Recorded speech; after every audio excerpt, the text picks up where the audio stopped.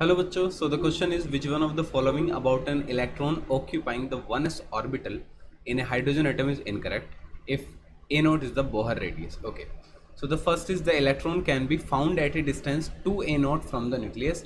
So it is a correct statement because electron can be found in electron की कोई boundary नहीं होती है, there is no boundary, there is no boundary. ठीक है, तो electron can be found at a distance of 2 A not, so it is the correct answer. और हमें क्या बताना है? इनकरेक्ट हमें बताना है। नेक्स्ट है the magnitude of the potential energy is double that of its kinetic energy of an on an average. तो देखिए total energy is equal to minus kinetic energy is equal to potential energy by 2, ये relation होता है। तो potential energy जो आ जाएगी वो आ जाएगी twice of magnitude of kinetic energy.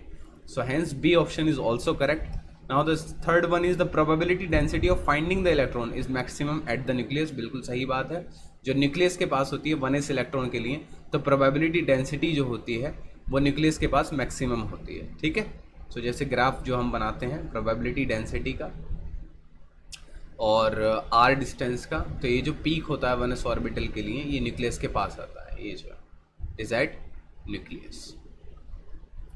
सो वहाँ पर इलेक्ट्रॉन मैक्सिमम रहता है, प्रोबेबिलिटी डेंसिटी ज़्यादा होती है। C is also correct. Now fourth statement, the total energy of electron is maximum when it is at a distance a naught from the nucleus. So देखो maximum जो probability होती है electron की, maximum electron probability density जो होती है वो ए not पर होती है। ठीक है, डेंसिटी जो होगी वो ए नॉट डिस्टेंस पर होती है, जहाँ पर जो एनर्जी होगी इलेक्ट्रॉन वहाँ सबसे ज़्यादा पाया जाएगा और जो एनर्जी होगी वहाँ पर वो मिनिमम होगी, ना कि मैक्सिमम होगी। So hence D is the incorrect answer. So we have to tell the incorrect answer, incorrect statement, and D is the correct answer. So I hope the concept is very much clear to you. Thank you and best of luck.